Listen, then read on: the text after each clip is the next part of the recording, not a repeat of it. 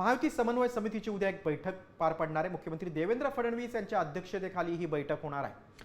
तर उद्या संध्याकाळी 7 वाजता वर्षा बंगल्यावर या बैठकीचं आयोजन करण्यात आलंय। मुख्यमंत्री आणि दोन्ही उपमुख्यमंत्री या बैठकीला उपस्थित असणार आहेत। त्यामुळे थेट जाऊयात आमचे प्रतिनिधी सूरज मसूरकर यांच्याकडून अपडेट जाणून घ्या। सूरज, उद्या महायुती समन्वय समितीची बैठक होणार आहे, काय अधिकचे अपडेट्स आहेत?